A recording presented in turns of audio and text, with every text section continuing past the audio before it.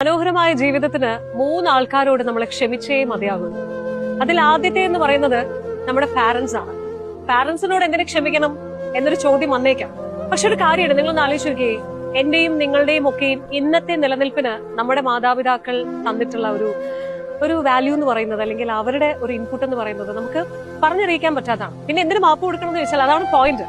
നമ്മൾ പഠിക്കുന്ന സമയത്താവട്ടെ, അല്ലെങ്കിൽ നമ്മൾ വളർന്നു വരുന്ന ഘട്ടത്തിലാവട്ടെ, പല കാര്യങ്ങൾക്കും അവർ തടസ്സം പറഞ്ഞിട്ടുണ്ട്.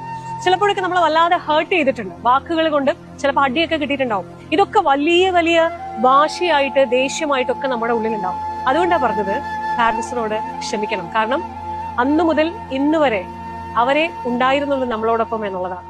രണ്ടാമത് നിങ്ങൾ ക്ഷമിക്കേണ്ട കൂട്ടർ എന്ന് പറയുന്നത് നിങ്ങളെ ഒരുപാട് ഹേർട്ട് ചെയ്ത മനുഷ്യനാണ്. അങ്ങനെ വേദനിപ്പിച്ച മനുഷ്യരോട് എങ്ങനെ ക്ഷമിക്കാനാകുമെന്ന് ചോദിച്ചാൽ, ഞാൻ ഈ പറയാനിരിക്കുന്ന കാര്യം കേൾക്കുമ്പോൾ നിങ്ങൾക്ക് അതിന്റെ ഗുഡൻസ് മനസ്സിലാവും. നമ്മളിപ്പോ ഒരാളോട് ദേഷ്യമുണ്ട്, കാരണം അയാൾ നമ്മൾ ഒരുപാട് ദ്രോഹിച്ചിട്ടുണ്ട്, ഒരുപാട് ഹേർട്ട് ചെയ്തിട്ടുണ്ട്.